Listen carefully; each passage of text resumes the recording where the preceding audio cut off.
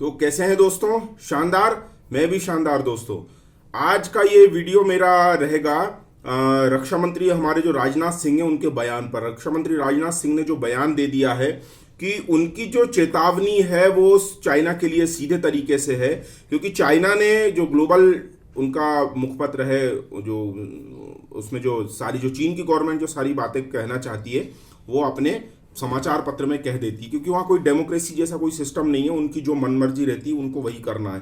कम्युनिस्टों का यही काम रहता है। जो सीसीपी है, हम बार बार जो चाइना कहते हैं वो उसके लिए आप मतलब गलती से चाइना की जगह सीपीसी चाइना ही समझिए, क्योंकि चाइना कहने से 150 करोड़ लोग आते हैं। 150 करोड़ लोग वहाँ के जो श्रमशील हैं उनसे हमारा कोई प्रॉब्लम नहीं है, उनसे हमें कोई समस्या नहीं है। वो बहुत अच्छे श्रमशील लोग हैं। 8-9 घंटे 10 घंटे उन्होंने 40 साल मेहनत करके आज चाइना को इस मुकाम पे पहुंचाया है कि चाइना जो है वो नंबर टॉप 2 की इकोनॉमी है।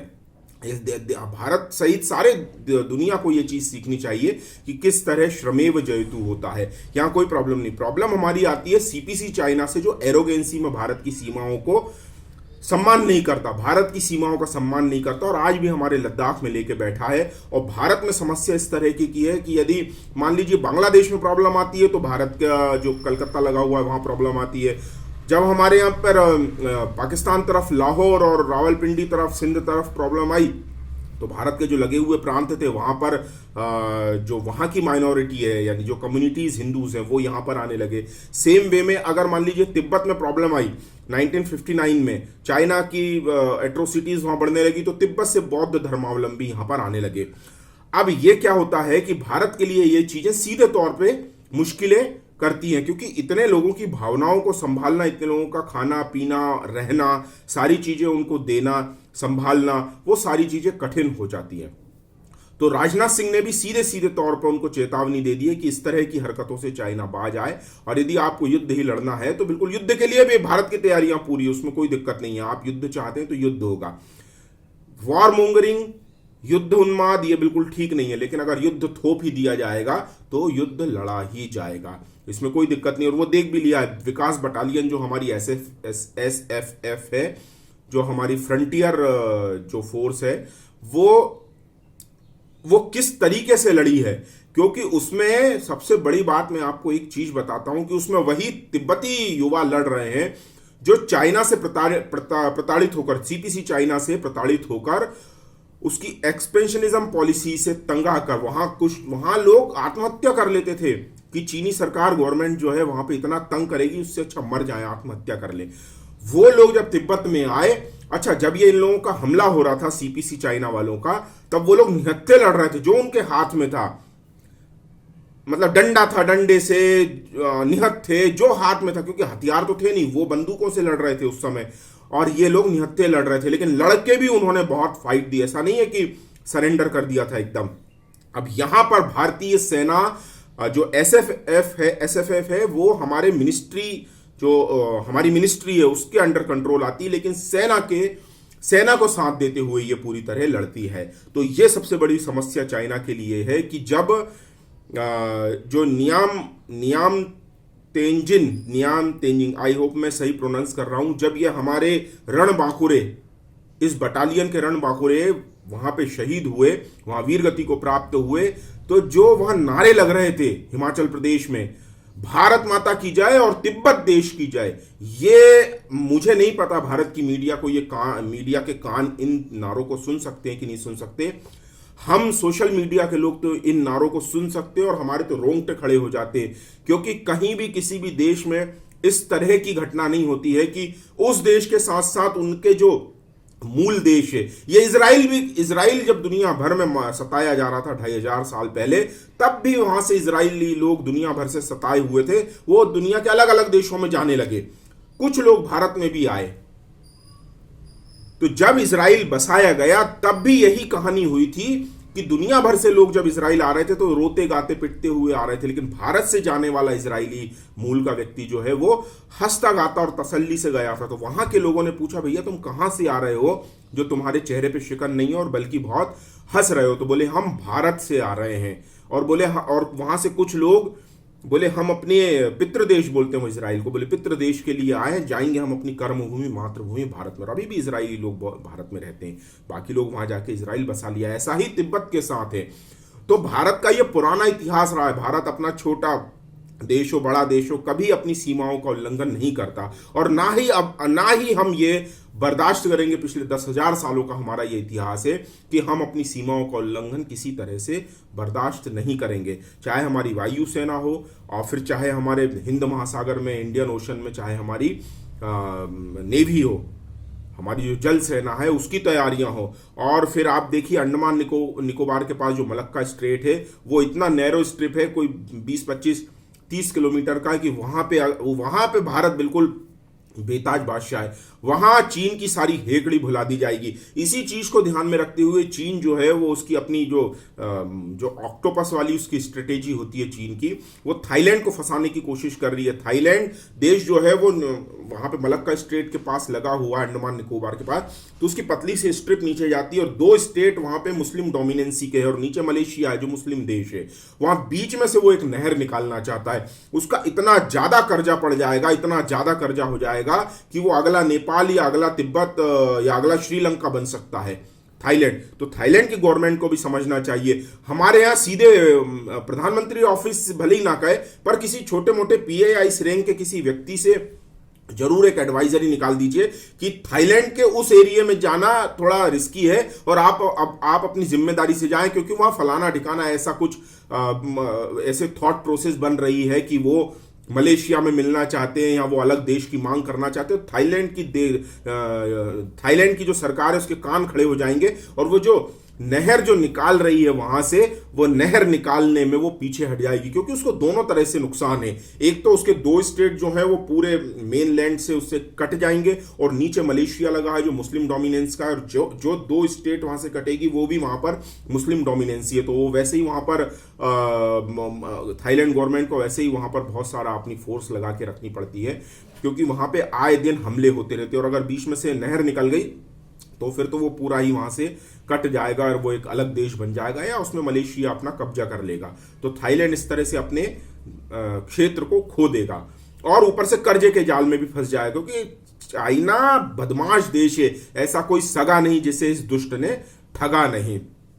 तो इस तरह से भारत को सारी ऐसी चीजें अपने दिमाग में रखते हुए भारत को सबसे पहले तो ये देखना चाहिए कि जब चाइना हमारे अपने पड़ोसियों को इस तरह, एक तो पाकिस्तान तो बिल्कुल निकृष्ट देश है, वो तो बिल्कुल होपलेस है, उसको ना अपनी गैरत है ना अपना सम्मान है, उसको तो बस नौकरी करना है। पहले वो अरेबिया वालों की बजाते थे, फिर वो अमेरिका की बजाने लगे, और अब ये इनका टर्की और चाइना इनका माई बाप हो गया। इनके पास अपना आत्मसम्मान नहीं है। ये सारी चीज अपनी नहीं कहते, जो इनके पास है पैसे दे दो और चाइना को बेच देते हैं, भले लैंड हो, क्षेत्र हो, या अपनी लड़की हो। लड़कियां भी चाइना को ही दी जा रहे हैं, भरे जा रहे हैं वहां पर, पता नहीं क्या बात है। चाइना से कितनी लड़की लेते हैं पता नहीं। तो भारत को यहां पर एक ये चीज करनी चाहिए, सबसे पहला ध्यान लगाना चाहिए अफगानिस्तान बॉर्डर पर। 116 किलोमीटर की जो अफगानिस्तान बॉर्डर है भारत की ऑन पेपर है, और कब्जा उसका पाकिस्तान का है। तो 116 किलोमीटर की जो पाकिस्तान से हमारी सीमा लगती है, पूरी ताकत लगा देनी चाहिए, पूरी ताकत के साथ उस हमारी क्षेत्र को अब हमें दोबारा अपने कब्जे में लेना चाहिए। और ये वाला रास्ता अगर खुलता है तो सीधे अफगानिस्तान का सीधे फायदा है, और यहां से जो मिडिल ईस्ट, जो रशिया से जो अलग हुए देश है, उसके थ्रू भारत का सीधा संपर्क रशिया से हो जाएगा। और अमेरिका की भी यहां जो चाइना की डोमिनेंसी को कंट्रोल करना, क्योंकि चाइना एरोगेंट देश है। कोई देश तरक्की करता है तो किसी को प्रॉब्लम नहीं होती है, लेकिन जब वो एरोगेंसी में बदल जाता है, दुष्टता में बदल जाता है, दूसरे देशों की सीमाओं का उल्लंघन करने लगता है, दूसरे देशों से इस तरह के गैर जरूरी फायदे उठाना कि सारा इंपोर्ट आप होने नहीं दोगे, एक्सपोर्ट कर दोगे पूरा, यानी दूसरे देश में माल आप डंप कर दोगे, लेकिन उस देश से माल नहीं आने दोगे, तो जो बिजनेस के लॉस होते, व्यापारिक घाटा होता है, ये किसी भी देश को परेशान कर देता है। तो ऐसा ही अमेरिका के साथ भी हो रहा है चाइना के केस में। चाइना अपना पूरा माल अमेरिका पे खपा देता है, लेकिन जब अमेरिका उसके यहाँ बेचने की बारी आती है तो अमेरिका को किसी तरह भी, क्योंकि अमेरिका एक जो कंट्री वो डेमोक्रेटिक है, वहां पे डेमोक्रेट्स है, लोकतंत्र है, वहां पर लोकतंत्र में सबकी बात सुनी जाती है। चाइना में ऐसा कुछ नहीं है, लोगों को नुकसान भी हो रहा है तो चाइना वो नहीं देखता है, उनके अपने चाइना के लोगों का अगर नुकसान हो रहा है तो चाइना वो नहीं देखता, पैसे बनाता है। अमेरिका में ऐसा नहीं है, पैसे बनाए जा रहे हैं लेकिन अगर लोग विरोध कर रहे हैं तो वहां पे 50 करोड़ लोगों की डेमोक्रेसी है, वहां पर उनकी बात सुनी जाती है। तो अमेरिका को भी अपने हित यहां पर इस तरीके से देखना चाहिए कि जो भारत की अफगानिस्तान से पेपर पे जो 116 किलोमीटर की जो बाउंड्री शेयर है वो उसको किसी भी कीमत पे यहां से लाए, किसी भी कीमत को बहाल होना चाहिए और भारत को अपनी पूरी की पूरी ताकत इस 116 किलोमीटर में लगा देनी चाहिए, ताकि पाकिस्तान जैसे एक मतलब चाइना जैसा दुष्ट देश और पाकिस्तान जैसा उसका एक बिल्कुल, मैं कहना चाहिए कि इसको बिल्कुल गैरत नहीं है, उसका पिछलग्गू देश, कोई भी इसको अपना भला बुरा नहीं है। चाइना में जो लोग, पाकिस्तान में जो लोग बैठे हैं पैसे के पिछलग्गू हैं, ये अपने लोगों की भलाई के लिए काम नहीं करते हैं, इनको पैसे दे दो ये सब बेच देंगे। तो हमें इनसे कोई लेना देना नहीं, आप अपना काम अपने देश में करें, जैसा आपको ठीक लगता है करें, लेकिन हमारी अपनी जो सीमाएं हैं वो हम ऑन रोल ऑन पेपर है वो हम फोर्स के साथ भी लेना जानते हैं। और भारत को थोड़ी सख्ती करनी चाहिए, ढुलमुल ये सबका ख्याल रखना, ये वो सारी चीजें आज के समय में नहीं है, क्योंकि सामने चाइना जैसा एक दुष्ट देश जो इसकी आइडियोलॉजी में ही दुष्टता है, वो ऑक्टोपस टाइप है, इधर से बात करेगा, इधर से फंसाएगा, इधर से बम फोड़ेगा, इधर से अपना प्रोपेगेंडा फैलाएगा, इधर से आपके पड़ोसियों को एक तरीके से वो पड़ोसियों को आपके परेशान करेगा, उस तरह से अपने उधर के उसके जो पड़ोसी हैं वो खुद परेशान है। आप चाहे ताइवान की ले लो, ताइवान आज तक उसकी जो एट्रोसिटीज थी जो उसने 1950 के दशक में डेमोक्रेट्स को, जो चाइना में भी खुद डेमोक्रेट्स लोग थे, लोकतांत्रिक लोग थे, उनको मार मार के केएमटी वाले मार नेशनल आर्मी कहलाती थी, उनको इन कम्युनिस्टों ने, दुष्टों ने मार मार के भगा दिया। पहले तो ये जापान से मिलकर लड़ लिए, पहले तो ये लोग मिलकर जापान से लड़ लिए, कम्युनिस्टों ने नेशनलिस्ट लोगों को जाल में फंसा लिया कि हमें पहले इनसे लड़ना है, मार मार के भगा दिया। और जब खुद ये नेशनलिस्ट लोग थक गए थे, केएमटी वाले थक गए थे, तो इन कम्युनिस्टों ने उनको भी मार काट शुरू कर दी और बेचारे जान बचा के मेनलैंड चाइना से फार्मोसा आइलैंड पे चले गए। तो ये कहानी है। भारत को सीधे तौर पे ताइवान को एक नेशन का दर्जा देना चाहिए। भारत के अभी संबंध हैं, लेकिन भारत पिछले डोर से, बैक डोर से समर्थन करता है, क्योंकि भारत चाइना का ख्याल रखता है, सीपीसी चाइना का ख्याल रखता है। यहां बिल्कुल भी ध्यान रखने की जरूरत नहीं है, सीधे तौर पे ताइवान को एक देश का दर्जा दो। अमेरिका से बोलो कि अपने वहां पे जो संसद है, वहां से पार्लियामेंट, वहां कांग्रेस कहलाती पार्लियामेंट, तो अपनी पार्लियामेंट से वो एक प्रस्ताव पास करें और तिब्बत को एक फ्री नेशन का दर्जा दें। ये बहुत जरूरी है, क्योंकि वहां ताइवान को भी दर्जा देना जरूरी है।